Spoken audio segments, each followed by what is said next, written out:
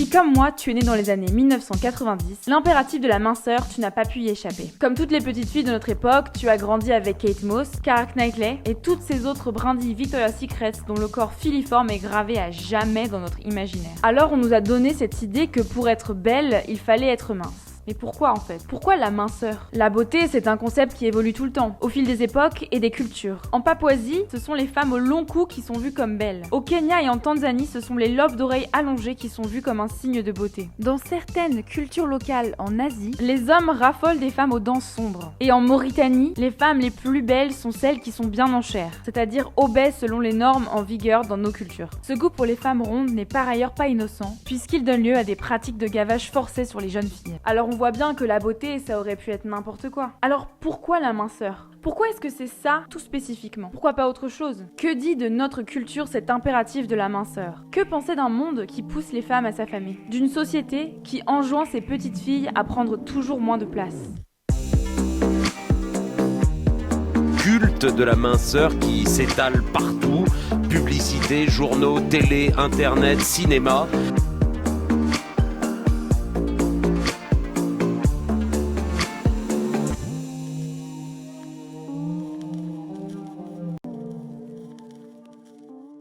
Alors en ce moment, tout le monde en parle. C'est la mode du body positive. Les normes de beauté changent, l'idéal du corps féminin évolue. Depuis quelques années, on voit ces femmes auxquelles on peut s'identifier prendre le devant de la scène. On le voit notamment dans les films et dans les séries. C'est par exemple le cas de Lana Condor, une jeune actrice à l'affiche de la comédie romantique Netflix À tous les garçons que j'ai aimés, sortie en 2018. Ou de Catherine Langford, l'actrice principale de 13 Reasons Why. C'est aussi le cas dans le milieu de la musique avec Aya Nakamura par exemple qui crève l'écran avec ses courbes pulpeuses. En ce moment, le body positive semble être en train de prendre le dessus. Sur les réseaux sociaux, des femmes montrent leur corps. Elles dévoilent leur cellulite et affichent avec fierté leur bourrelet. Des courbes et des rondeurs que nous, on n'aurait jamais osé montrer en public du temps de notre jeunesse. C'est par exemple le cas de Danae Mercer avec ses 1,6 million d'abonnés, de Ryan Major avec ses 1 million d'abonnés au moment où cette vidéo est tournée, et d'Alex Light avec 250 000 abonnés. Partout, sur les réseaux sociaux ou dans les médias, les marques, les créateurs de contenu et les personnes d'influence s'emparent du phénomène. Alors là, on se dit alléluia quoi. Le combat est fini. On peut enfin manger autant qu'on veut sans culpabiliser, exposer nos bras et nos cuisses sans complexe. Tout est fini. Et ben malheureusement, pas vraiment en fait. Parce qu'aujourd'hui, les mannequins grande taille ne sont qu'un phénomène marginal. En 2018, Cassie O, une influenceuse, a voulu faire une petite étude sur le sujet et elle a constaté que seulement 5% des 100 influenceuses les plus suivies sur Instagram étaient des femmes rondes. En parallèle, on parle de plus en plus de grossophobie. En 2017, Gabrielle Dédier publiait son livre sur le sujet On ne naît pas grosse, dans lequel elle décrit toutes les moqueries qu'elle a subies. Elle explique le jugement qu'elle a ressenti parce que son corps s'éloignait de la norme. Par ailleurs, en 2015, selon Ipsos, un adolescent sur 2 considère qu'être mince est essentiel. Une adolescente interrogée sur 3 se disait obsédée par son poids. On voit bien que malheureusement non, malgré le mouvement body positive, nous ne sommes pas parvenus à nous libérer de la charge mentale liée au poids. Cette pression provient bien en partie des médias, qui nous imposent une certaine image du corps. Mais elle vient aussi d'injonctions et de constructions sociétales qui sont solidement ancrées dans notre culture. Et puisque la première étape vers la guérison est la compréhension d'un problème, je vous propose aujourd'hui un peu de déconstruction sur le thème de la minceur, pour comprendre un peu mieux comment cette obsession du corps mince s'est infiltrée dans nos inconscients.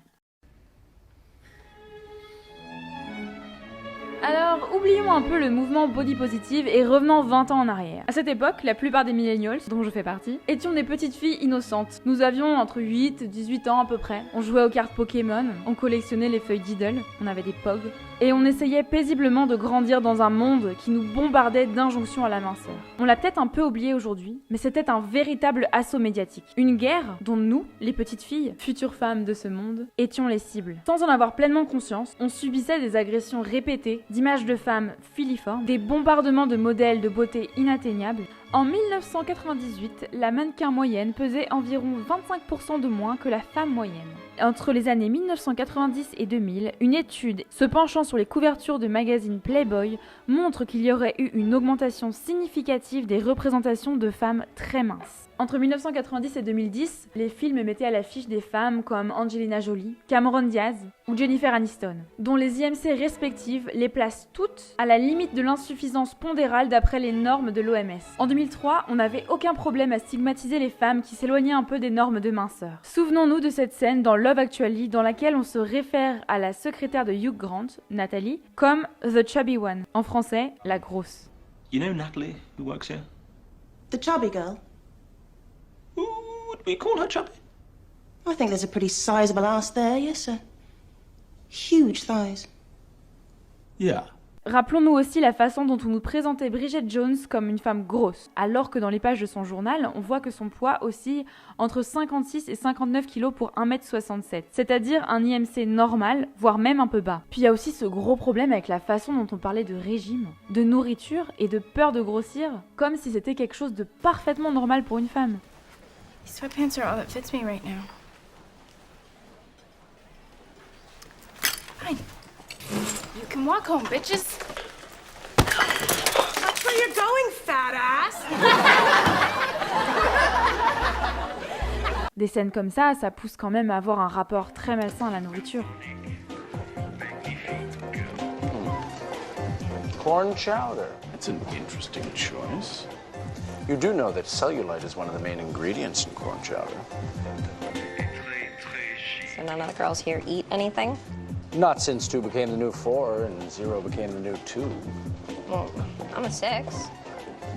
Which is the new 14.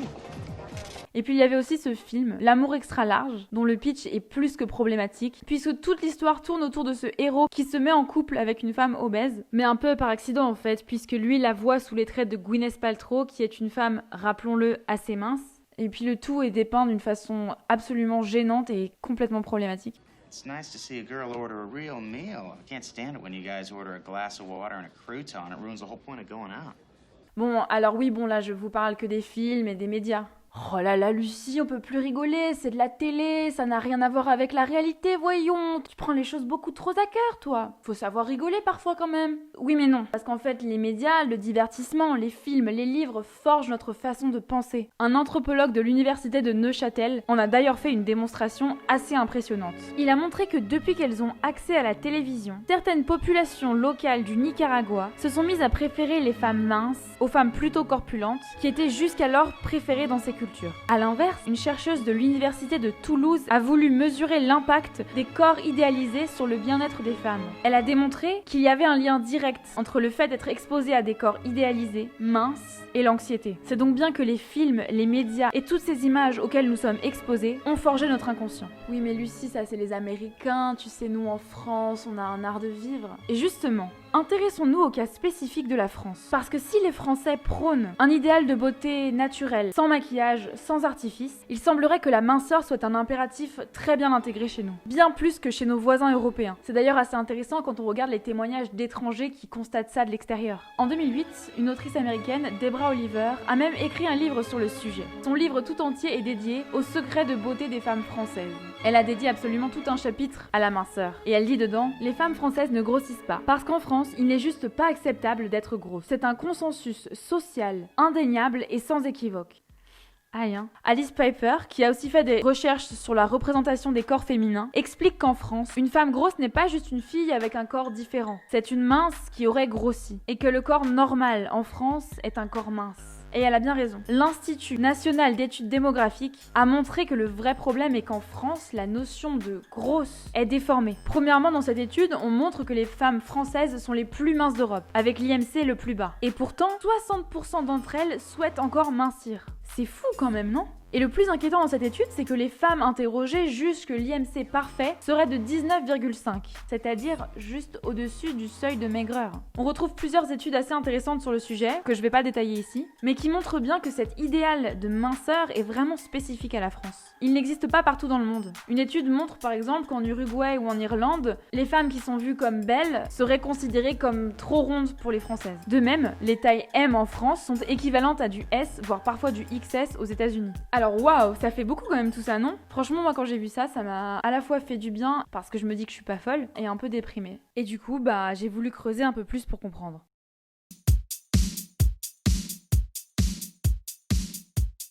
Alors l'une des premières choses que l'on constate, c'est que l'obsession de la minceur est quelque chose d'assez récent. Mais vraiment en fait, puisque ça date d'il y a à peine une centaine d'années. En 1997, une chercheuse, Brumberg, a publié une analyse fascinante qu'elle a appelée The Body Project, l'histoire intime des jeunes filles américaines, et qui s'appuie sur l'analyse des journaux intimes de jeunes filles rédigés durant la deuxième moitié du 19e siècle. Et dans les journaux, ce qu'elle a découvert est vraiment fascinant. En fait, à l'époque, il était très rare que les jeunes filles notent qu'elles se trouvaient grosses ou laides. Ça paraît fou, non ?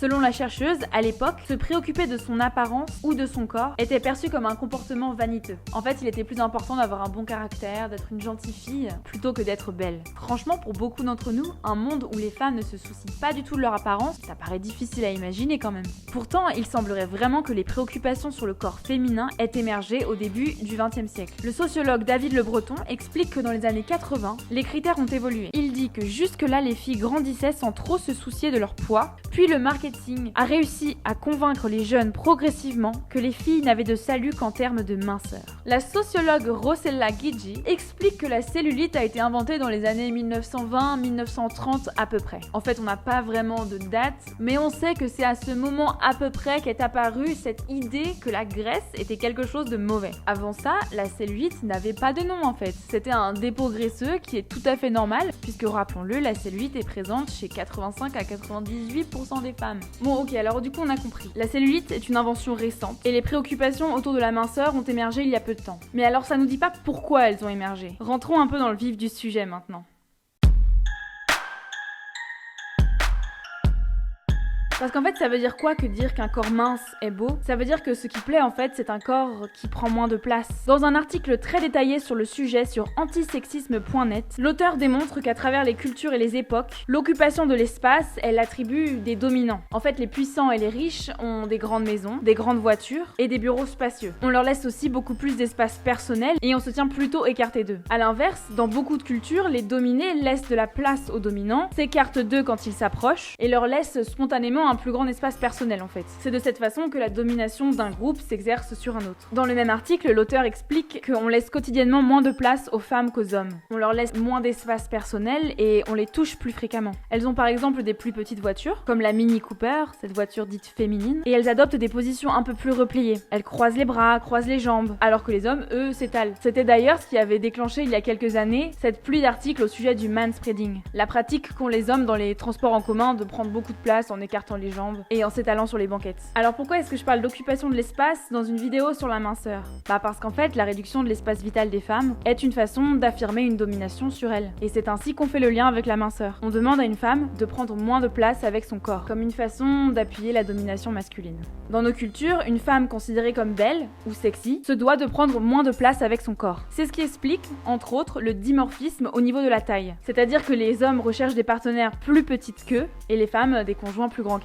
Par exemple, dans cette scène de Dirty Dancing, on note la différence de taille entre Patrick Swayze et Jennifer Grey. Alors oui, les hommes sont en moyenne plus grands que les femmes, mais il y a aussi des femmes grandes et des hommes petits. Si la répartition des individus dans les couples se faisait vraiment de façon aléatoire, sans ce biais culturel, alors on verrait un nombre significatif de couples dans lequel la femme est plus grande que l'homme, voire beaucoup plus grande. Et ça ne serait pas quelque chose de choquant. Or actuellement, c'est pas quelque chose qu'on voit régulièrement, que ce soit dans les médias, sur internet ou dans la rue. Même si bien sûr, il existe des couples qui ne suivent pas cette règle. Mais dans cette vidéo, on essaie de s'intéresser à la tendance plus qu'au cas particulier. On peut noter par ailleurs que dans notre culture, les personnes grandes, hommes comme femmes, sont perçues comme plus intelligentes, plus dominantes, plus influentes, plus affirmées et plus ambitieuses que les personnes de petite taille. C'est ce qu'avait démontré une équipe de chercheurs en 1990 en faisant des recherches sur l'influence du physique dans les relations sociales. Donc ça montre bien que si on a tendance à idéaliser les corps féminins comme plus petits, plus frêles et plus maigres, c'est que culturellement on perçoit les femmes comme moins affirmées, moins influentes et moins ambitieuses. Et en parallèle, on idéalise les corps masculins comme grands et massifs. Ce qui là encore est une forme de pression problématique reposant sur le physique, mais qui n'est pas l'objet de cette vidéo. En fait, quand on analyse les médias et les représentations des corps, on voit qu'il y a vraiment eu un pic entre les années 1990 et 2000 au niveau de cette représentation de la différence de taille et de corpulence entre les deux sexes. Les autrices d'une étude parue en 1999 concluaient que la différence en termes de dimension entre les corps masculins et féminins dépeintes par les médias dans les années 1990 était colossal, tandis que la différence de corpulence dans la réalité était en réalité assez faible. Donc voilà, si vous êtes hétérosexuel à la recherche d'une copine plus petite que vous ou d'un copain plus grand, vous savez maintenant que vous n'êtes pas seul et que c'est une construction sociale qui a été véhiculée par le marketing et par les médias depuis une 50aine d'années environ. Et faisons une petite parenthèse sur le cas de la France, puisqu'en 2007, une étude réalisée sur 13 pays se proposait de comparer les écarts idéaux de minceur pour les hommes et les femmes de chaque pays. L'étude montre qu'en France, la pression à la minceur est beaucoup plus forte pour les femmes que pour les hommes. En fait, la France est le pays où l'écart de pression à la minceur entre les deux sexes est le plus fort. Donc encore une étude qui corrobore ce qu'on disait et qui valide cette idée qu'en France, la pression exercée sur les femmes pour rester minces est encore plus forte qu'ailleurs. Bon, pas très gai tout ça, hein. Mais allons encore un cran plus loin parce que les choses ne s'arrêtent pas là. En fait, ce qu'il est vraiment terrifiant de voir, c'est la façon dont l'impératif de la minceur s'est imprégné dans la société tout entière et influence le comportement des jeunes filles et des femmes, en encourageant notamment des maladies graves, comme l'anorexie ou la boulimie. L'ex-mannequin Aurélie Daniel l'explique mieux que moi en fait. L'obsession de la minceur, c'est une maladie de nos sociétés, pas celle des anorexiques uniquement, parce que les chiffres à ce sujet sont assez terrifiants. Les troubles de conduite alimentaire, comme l'anorexie, la boulimie ou l'hyperphagie, sont assez flous, parce qu'en fait tout le monde n'est pas diagnostiqué. Les chercheurs estiment qu'environ 10% de la population serait atteinte par ces maladies. Mais 10%, c'est hallucinant, non ? La course au poids idéal, qu'on retrouve dans les médias et qui est relayée par les mécanismes culturels, réunit absolument tous les ingrédients qui poussent à ces troubles. La haine de son corps, l'idée qu'il ne sera jamais assez bien, et donc ce désir permanent de le contrôler, en parallèle d'une sanction sociale violente pour les femmes dont le corps s'éloigne de la norme. Et si ce sujet vous intéresse tout particulièrement, je vous invite d'ailleurs à aller voir ma vidéo sur le regard des autres, dans laquelle j'explique comment la peur du jugement nous pousse à changer nos comportements. Donc en fait, les médias, le marketing et les mécanismes sociaux qu'on a partout autour de nous encouragent, in fine, à avoir un rapport extrêmement malsain avec nos corps et avec la nourriture. Franchement, c'est horrible. Et revenons un peu sur le cas particulier de la France, parce qu'on sait qu'en France, les repas et la nourriture font encore plus partie du patrimoine culturel qu'ailleurs. La Fondation April explique que, en France, l'alimentation est un moyen de se distinguer socialement. Les historiens datent du XVIe siècle environ l'origine de ce processus, quand la noblesse française transforma la table en terrain de compétition sociale. On remarque d'ailleurs que les troubles du comportement alimentaire, dont l'anorexie, se concentrent davantage chez les jeunes femmes d'origine sociale, moyenne ou supérieure. La sociologue Muriel Darmon explique que les patientes atteintes d'anorexie sont motivées par la volonté de se distinguer du vulgaire ou même de la norme. Et c'est ce qui explique le mépris des élites pour les gros. Et là encore, j'utilise des gros guillemets puisqu'on a vu qu'en France, la notion de gros ou de grosse était déformée. Muriel Darmon explique que derrière la minceur, il y a des idéaux de sacrifice, d'effort, de pureté, et qu'en fait, pour ces patientes, le corps exprime la valeur sociale de la personne, avec des mises en équivalence, et là encore j'utilise des gros guillemets, où les gros sont vus comme des personnes fainéantes, qui se laissent aller, et les personnes minces comme des personnes vertueuses, dynamiques, et qui réussissent mieux d'une façon générale dans leur vie. En France, l'idéal de beauté choisi par les élites pour se distinguer est la maigreur. Et on peut parler de maigreur, puisque l'IMC cible, celui qui est idéalisé par les Françaises, est en dessous du seuil de maigreur fixé par l'OMS.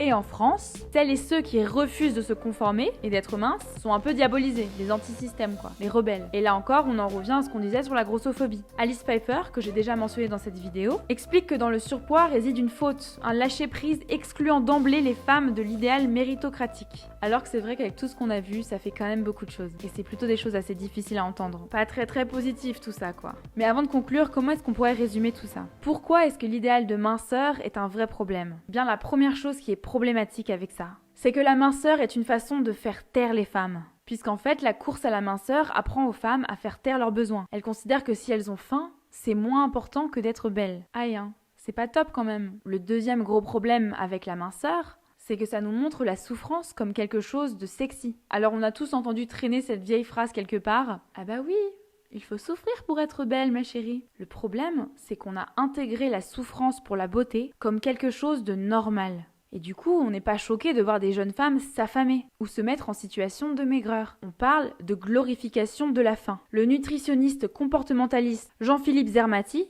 explique que les régimes enclenchent un processus similaire à celui de l'addiction.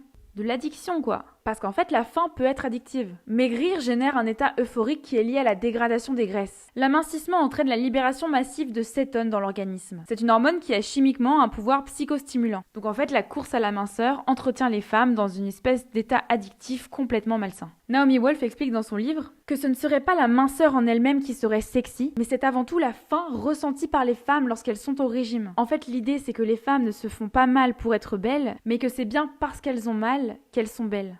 Ah, c'est pas joli tout ça, hein. Mais on va arriver sur du positif. Restez encore un petit peu avec moi. Le dernier gros problème avec cette injonction à la minceur, c'est que globalement, ce qu'on reproche aux femmes, c'est de laisser leur corps aller à leur état naturel. Puisque la cellulite fait partie du corps des femmes, si on dit que la graisse est moche, on est en train de dire que le corps d'une femme est laid. En fait, derrière la minceur, on pourrait presque dire qu'il y a un rejet du corps de la femme. Ça paraît contradictoire puisqu'on voit des corps de femmes partout. Mais justement, ces corps qu'on voit ne sont pas des vrais corps de femmes. À chaque nouvelle image de silhouette idéalisée, on nous rappelle que la société rejette le vrai corps des femmes.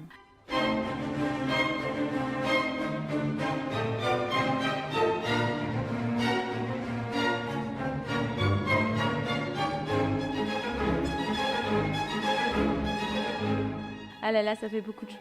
Bon, alors on arrive à la fin. Comment est-ce qu'on pourrait conclure cette vidéo ? Eh ben après tous ces tristes constats, moi j'aimerais quand même porter un message d'espoir. Nous sommes trop nombreuses à avoir intériorisé l'idée que nous ne pourrions être aimées que si nous sommes suffisamment minces. Comme si l'amour était une question de poids. En fait, derrière chaque femme, il y a une petite fille qui a souffert. Une petite gamine qui joue aux cartes Pokémon dans la cour de récréation. Une enfant qui ne méritait pas d'entendre ce message. Personne ne devrait jamais avoir à rentrer en combat contre son propre organisme. Personne ne devrait avoir à perdre 3 ou 4 kilos pour mériter le bonheur ou l'amour. Moi je pense que la beauté des femmes ne réside pas dans la largeur de nos cuisses, de nos bras ou de nos hanches. Moi je pense que la beauté des femmes réside dans leur force, dans leur capacité à donner leur avis, à se mettre en colère, à protéger les autres et à s'affirmer. En fait, on oublie beaucoup trop souvent cette gamine qu'on était. En fait, si on peut garder en tête l'image de cette petite fille qu'on était, il devient beaucoup plus difficile de lui dire des choses comme « Tu es trop grosse, ton corps est laid, tu vas devoir souffrir pour être belle et pour réussir dans la vie ». Et finalement, en refusant de rentrer dans l'engrenage de la détestation de son corps, peut-être qu'on va réussir à arriver à bout de ce diktat de la minceur. Bien sûr, la meilleure façon pour arriver à bout de ce diktat, c'est de militer à son échelle. C'est d'en parler autour de soi, c'est d'arrêter de promouvoir des images de corps malsains, si on travaille dans le marketing ou dans la com, ou qu'on a de la visibilité. C'est de dénoncer ces images autour de soi, dans le cadre familial ou avec ses amis. C'est de protéger les petites filles et d'éduquer les garçons autour de nous.